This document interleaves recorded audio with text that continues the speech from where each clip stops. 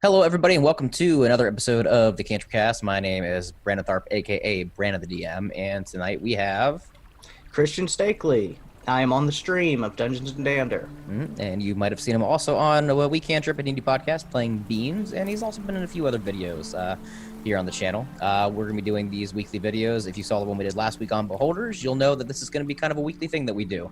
I think it's a good format. It's really informative. We want to talk about all things D&D.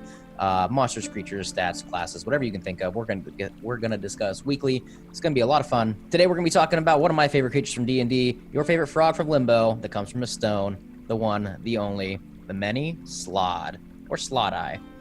Multiple like Slaad-eye, I think. There's an I at the end, isn't there? It's like cactus. Yeah, it's like cactus, cactus, Yeah. cacti, like multiple penises. Is it penis or peni? Oh boy. Or Jesus? Jesus? Is it Jesus's or Jesus? I'm gonna stop now. I don't know. I think there's only the one. True. Anyways, today we're talking about the Slaad, aka the Slaad-eye. If you don't know what the Slaad are, they're basically frog-looking creatures. The Slaad are the living embodiment of chaos from Limbo, and they're very, very interesting. I know a lot about Slaad because I've run them multiple times. One of my favorite creatures. Steak actually just sat and looked up some stuff about them and was actually really appreciative of how they are and thinks they're really cool as well. So why don't you go ahead and give me your initial thoughts, since you just read some information about them after what I told you about them. Like, give me your initial thoughts, and then we'll delve a little deeper into the Slaad. Okay.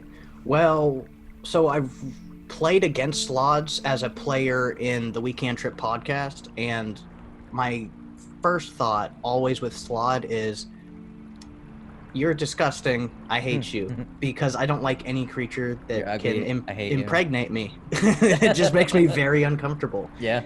They remind me of like a D&D equivalent of like the xenomorph, you know? Yep. It's like a very invasive species. So they were sort of made by Primus, the overlord of the Modrons, and they got out of hand and they battled the Githzerai and they battled the Modrons and sort of took over because of the way that they breed from the spawning stone, And which makes them very interesting. Yeah, they pretty much just pushed them out. They pushed the Githzerai, and Githyanki out of Limbo, which is, I'm pretty sure, why the Gith now reside in the astral plane, because they had to, find a place to go.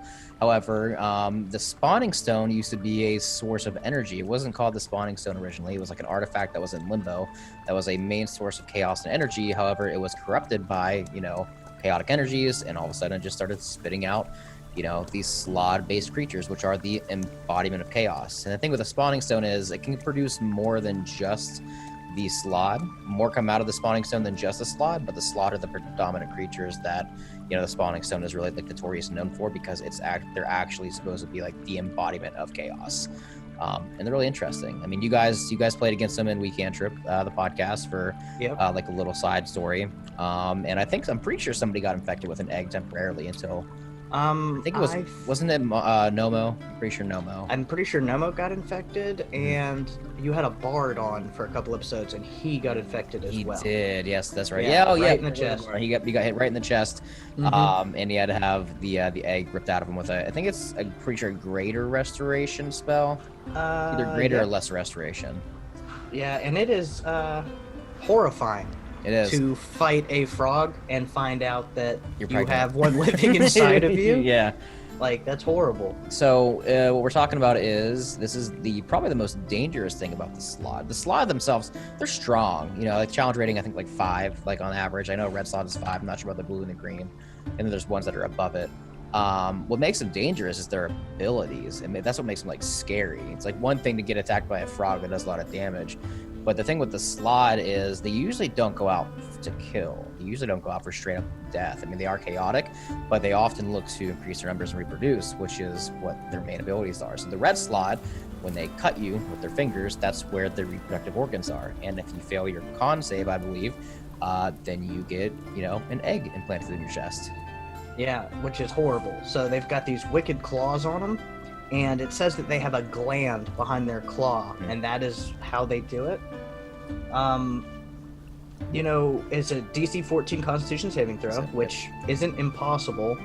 But if you're getting hit multiple times by these Slaad, because they have multi-attack. Yep. They have 3 attacks. So if you're making those Right. Constitution saving throws over and over and over again, You might fail chances are, eventually. Yeah. 14 is, it's not an insanely high or hard to beat roll, but it's high enough where it's like, oh, that's scary if I have one bad roll. This is not good.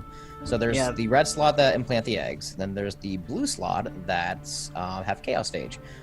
So when they cut you or bite you or scratch you, whatever happens to be, they can infect you with a disease called Chaos Phage. And instead of you being implanted with, an egg, one bursting out of your chest like a xenomorph, instead you slowly turn into a Slaad. Which I think is also equally as horrifying, because if you're in a party and you see a party member of yours, like after a week, is just transforming into a frog creature, then I think narrative based, that would be really cool if, like, you as the DM, you've got somebody, like, I didn't know that when we were playing against them. I didn't know that you could be turned. So if, like, during a long rest, you just describe it like, oh yeah, and Beans, as you notice him, he sticks his tongue out really fast and catches a fly. And then all of a sudden you're like, oh shit. And he's got a green patch on his arm. What the fuck? Right. Yeah, because I'd imagine it, like, spreads. Yeah, that's how I imagine it too, which is probably horrifying to see that happen. So I'm pretty sure, I know that can be cured too. I'm pretty sure with also a Greater Restoration spell as well. So they're both not good. They're both fixable. However, if you don't have means to a Greater Restoration spell, then you might be in some danger there. Like, well, it's really dependent on when you as a DM introduce the Slaad, because I think the Slaad are too powerful for lower level characters. Even though, see, I don't like the challenge rating that D&D 5e uses. The CR system kind of sucks. Right, because even the red Slaad, which is the weakest, ignoring, the tadpole, they have almost 100 hit points. They have magic resistance, regeneration, multi-attack, and if they get you impregnated, I mean, they have a lot of really dangerous things that could throw a party really into a loophole. So I mean, if you give them a group of Slaad or even one Slaad, it can be a lot of danger if your party is unprepared for that. Yep. And the Slaad are interesting too, because it's one of those creatures where, like, if you throw one at a party or a couple at a party who, if they don't know what they are, is terrifying, because, like, these things look scary. And if they do know what they are, it's still terrifying, because you know what could possibly happen. Which is, I don't know which would even be more terrifying, just describing like, them or already knowing, like, fuck, we got to be careful. Poke them with sticks from 15 feet away. Let's not die. All ranged attacks. Yeah. The Slaad are fun, and being turned into one it's interesting, because the red Slaad, when you get implanted with an egg, the tadpole is blue. So the red Slaad make blue Slaad. The blue Slaad, if you get infected with Chaos Phage, they turn red. So they make, like, the opposite, which is very interesting, because in a sense, lore-based wise, red Slaad and blue Slaad don't really like each other usually. They usually don't get along. They're commanded by, like, the gray Slaad, black Slaad, and white Slaad. But if, as for other things, they don't really get along with each other. They're usually found, like, fighting, often trying to kill each other and that kind of stuff. But it's interesting, because when they, if a red Slaad cuts a blue Slaad and impregnates it, it kills it, but then turns into a red Slaad. Like, a red Slaad comes out of it. Yeah, it's interesting. It's perfect, though, because it really does match the lore. It really exemplifies the chaos, which is what they're born of. So it makes sense. And from what I understand of the lore, they don't really work together unless there's a threat that threatens them as a whole. Yep. And the Death Slaad, out of all those, they actually do take sadistic pleasure in hurting others. So they'll actually go out looking to hurt people. So if they're in one of those weird situations to where they feel as if the race is in trouble and they start working together and organizing from the top down, those Black Slaad or those Death Slaad might actually, have them go into a town just to repopulate, because they could decimate, just a normal town full of guards. They wouldn't have any way to defend themselves. Yeah, absolutely. And the thing with the Slaad is oftentimes they are looking to not just kill, but also reproduce and grow in numbers, which is, interesting. I wouldn't say interesting, it makes sense, It's very animalistic. It's very animalistic. They're not dumb creatures. However, there is a hierarchy with the Slaad. So there's the red and the blue, which are about even, and then there's the green Slaad. The green Slaad are created in the same manner as the blue and the red. However, if a high spell, like a high level magic user caster, is infected by a red or blue Slaad, doesn't really matter, Instead of it being a red or blue tadpole or red or blue chaos phage, instead it's green, because the green Slaad are very magical. They can polymorph into different humanoid creatures for disguises, and they're smart. They have they're often like leaders of like the smaller packs and stuff.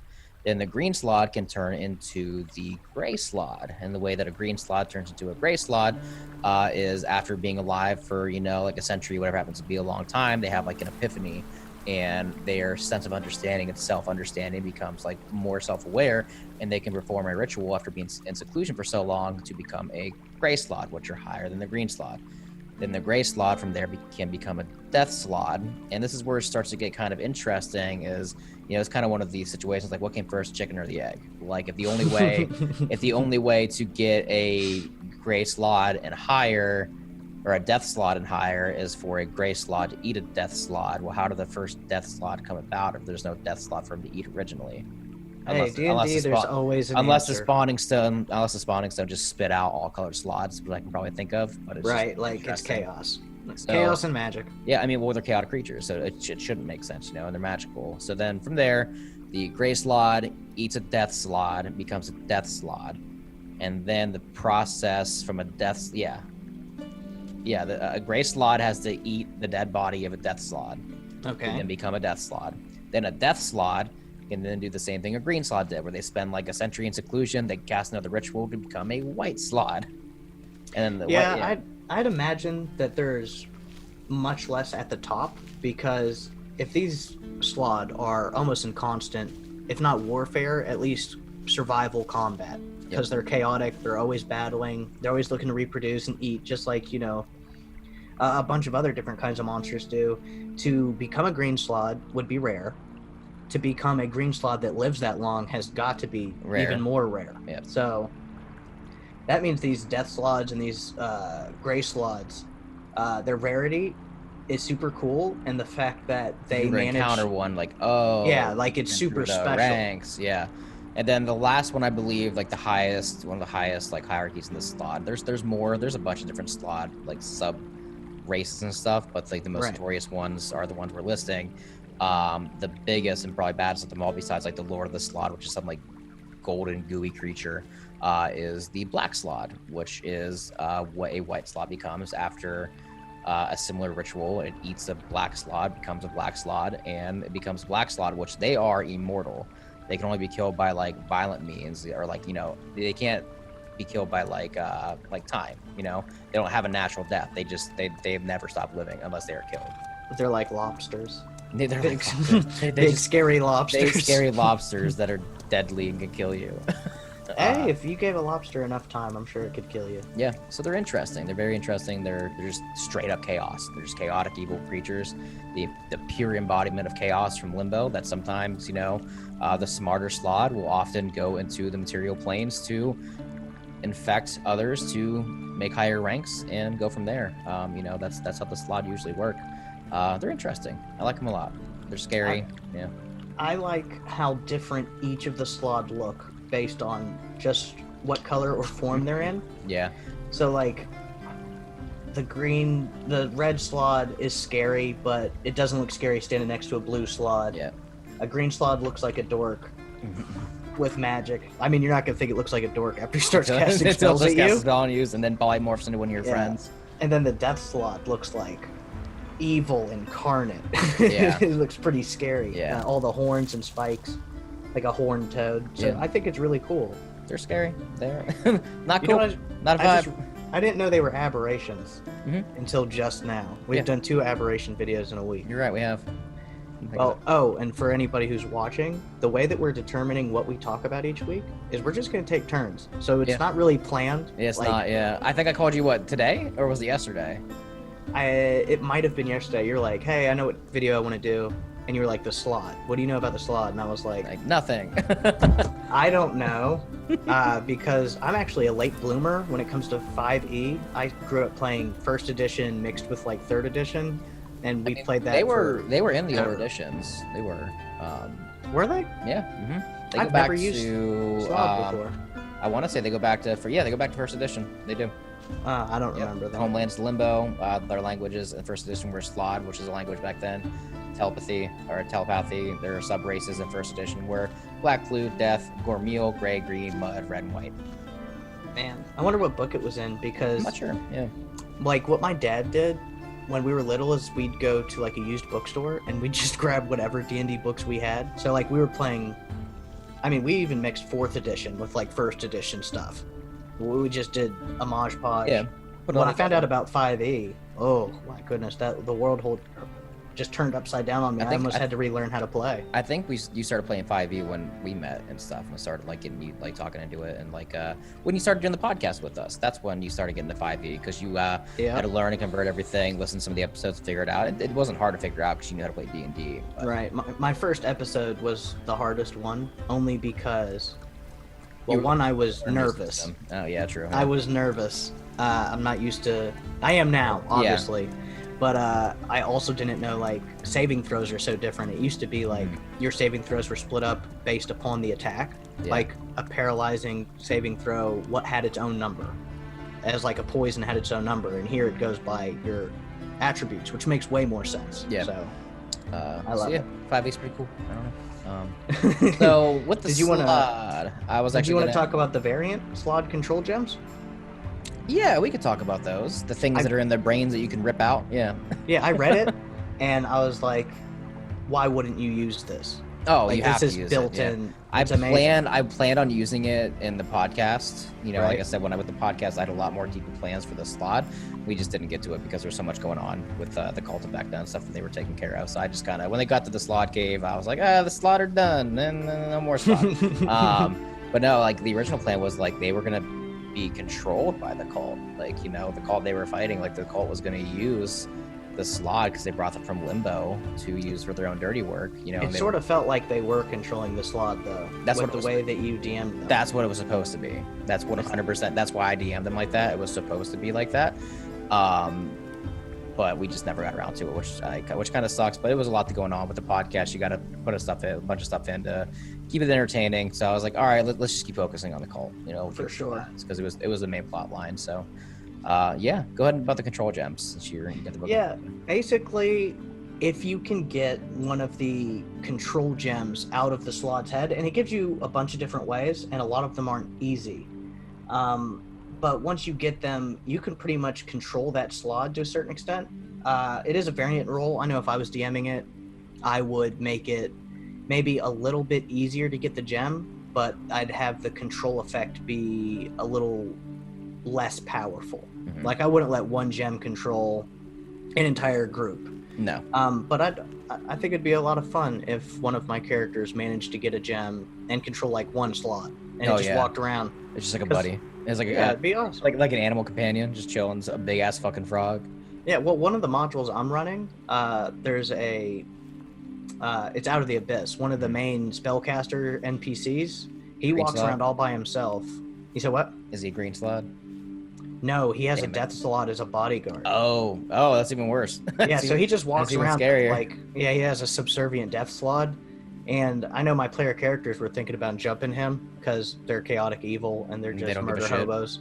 Yeah, they were gonna kill him, and then like I had this Black Slaad make this grand entrance, like coming around the corner, like they were talking shit, and I had him yell like, I named him like George because I thought it was funny. He was like, "Oh, George!" And when he walked around the corner, and I gave like this really detailed description, because they are scary, especially the Death Slaad, because they're big. And in the pictures, they don't look like they'd be that large. Well, they're huge. But they're, if you have 170 hit points, you're thick. You know, they've got muscles, big mouths, which is one of my favorite things to describe the Death Slaad has got 170 hit points, 18 AC. Mm-hmm. It's got a 20 strength and a 19 con. Like, it's very perceptive. Resistance to acid, cold, fire, thunder. Changing spell casting. Yeah, and his attacks are magical. He regenerates. He has magic resistance, multi-attack. I mean, this monster, the Slaad, has pretty much everything you'd want as a DM to really challenge your players. And as they start to progress, you can just change the color of the Slaad, and it will change their entire understanding of how Yep. to deal with this monster, which is what makes it so great, is the versatility. Yeah, slaughter fun. So the way let's before we end the video, let's go over how we would use Slaad in a future campaign, possibly. Just as an example, you've seen the way I've run them in the podcast. However, if I was going to, I wouldn't say do it again, but do like another adventure where like Slaad were like part of the plot or whatever, it would probably be more along the lines of like I imagine the Slaad would probably have like like death camps or like internment camps of sorts, where they would capture like civilians and all that kind of stuff to bring them to the camps to infect them, to build the slaughter. Yeah, instead like of breeding camps. Yeah, and yeah, That's they grow the numbers. rough. It's fucked up. Yeah, it's messed up. I But love they are chaotic creatures. So like I was thinking about that. Like how else would I use the Slaad? I'm like, yeah, death camps, because I imagine the Slaad, they don't instantly want it. They're being controlled by something, they probably are being forced to not kill but grow in numbers, so whatever's controlling them has more power. So if this control gem or whatever is being controlled by some like bigger force of nature at large or whatever, okay.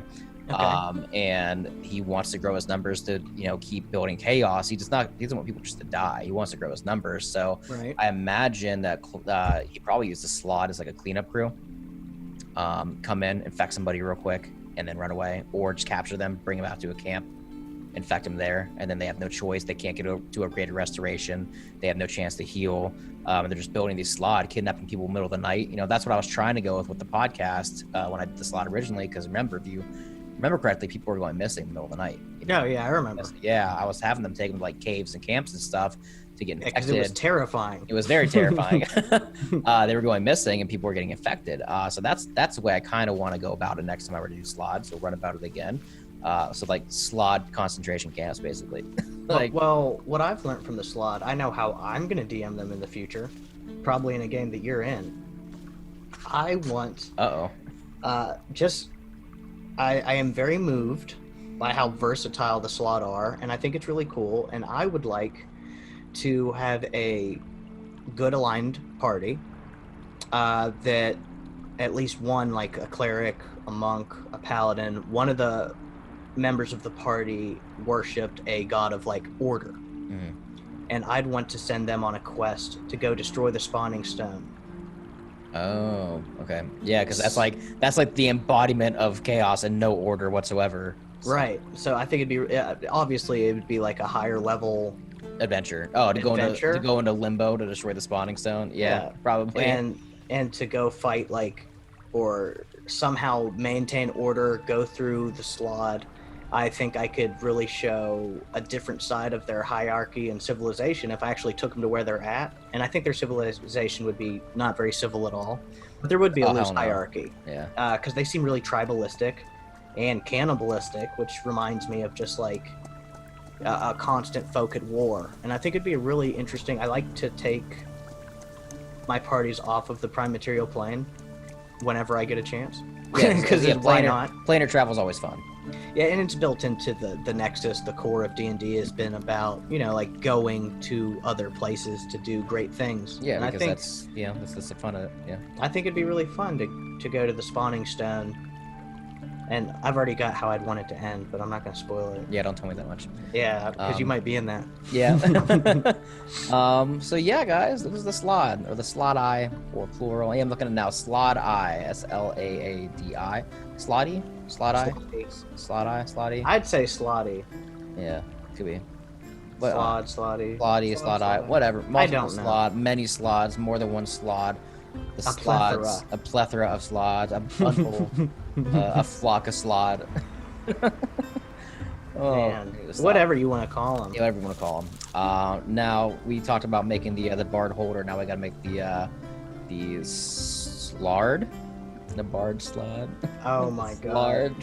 I wouldn't mind making a playable character race based off of the red Slaad. I think the only thing that you'd really have to do, like a more sentient, like self-controlled, like Slaad that has like right, because why not? And if we just took away like the impregnation ability, like maybe his glands got screwed up from birth and this changed its chemical makeup, and now this Slaad doesn't really have much of a purpose because its only purpose then was to chaos. continue the race and live through chaos. And now it's useless. I imagine maybe if that's the situation, maybe a red Slaad had like a higher level of thinking, kind of like a green Slaad would, but they couldn't turn into, obviously not green, so they can't turn into a gray Slaad. They probably saw like, more purpose in like their life and, sorts of things like that. I imagine if that was the case, if I was playing a red Slaad, whatever, if you gave me the creative freedom to be like, make a red Slaad playable character race or whatever and make a backstory. I think my backstory would be along the lines of that, where like I had this better thing of like understanding and like whatnot. I didn't want to cause chaos through the world. I feel like there's more to my life than just wreaking havoc. I want to see the world. Probably wouldn't be like good still, but I'd probably be like, I want to go see that thing and adventure. Like I want to see cool stuff, you know what I mean? But what I'd probably do is like, if I didn't want to spread my own race, I'd probably just like cut my own clans if that was a thing, you know what I mean? Right. Like what I was thinking is I wouldn't change the intelligence at all. Like, okay, a natural from by the book red Slaad has a 6 intelligence, which is a -2, which everybody knows that can be sort of a deficit. But I like my characters to have deficits, so yeah, there's no fun in playing a character that's all 20s. Like, right. I'd play a red Slaad barbarian that's really dumb, but the Slaad have no use for him, so he decided to just do what he does. His own thing. Just kill. Join like a mercenary group going around. I think that'd be awesome. Be good for an evil campaign. It would be. Yeah, I like it. I'd just make them. I mean, they are chaotic neutral. They're not evil at all.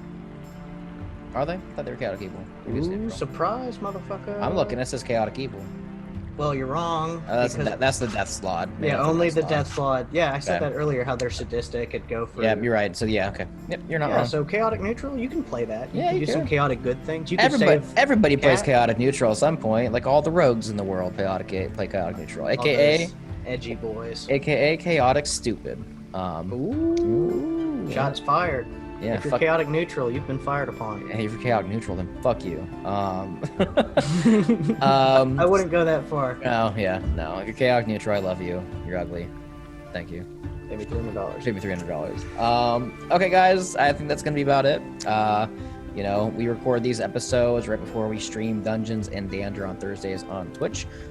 So I think we're going to end the video there. I hope you maybe learned a little bit about the Slaad. Maybe you want to use them in your next campaign because they're cool. They're a lot of fun. They're some cool boys and scary boys. So if you want to scare the shit out of your party and impregnate them against their will and have an alien burst out of their chest, then that's a good route to go. So any closing thoughts, Stick? Yeah, and if you really like being evil, impregnate one of your player characters, but don't let them know about it, because that'll be really interesting over a long rest. Make him roll the con save. If he gets like a 12, just say, okay. I wouldn't even do that. He's got to make the con save at least still. You could always... I'd homebrew it a little bit. I'd give it like a gestation period and have him roll a con save randomly after like they ate dinner or something. Like a day or some shit like that. Yeah. Okay, just so they forgot all about the Slaad, and then boom. I'm gonna need your player character sheet, bud. Hey, do me a favor, roll 46. Yeah. Okay, roll them again. And try not to cry. All right, roll them again. All right, do it 3 more times. Wait, am I making a new character? Yes. What? Why? An alien bursts out of your chest. Fuck. Geyser of blood. Geyser of blood and organs, and there's a little tadpole. Your new friend is made. And then they stomp on the tadpole and it dies, and nobody wins. And that's how you get the player character. You are now a red Slaad. See, you'd have to get infected with chaos phage to be red Slaad. I'll make him be the red Slaad that burst out of his chest. Well, first one. Okay. Yeah. All right, guys. Thank you so much for checking out this video today. Hopefully you want to use the Slaad in your next campaign. I promise you the Bard Holder video is going to come. I think that's going to be a fun little video we do. I'll probably do like some Photoshop stuff and screen share so you can see what I'm doing. And we'll make a little doodle, maybe throw some stats and stuff on it. But until then, everybody, thank you so much for subscribing, watching the videos and supporting. Hopefully we get to see you on Dungeons and Dander on Thursdays. Thank you so much, everyone. And we will see you next week on the Cantrip Cast. See you guys. Bye.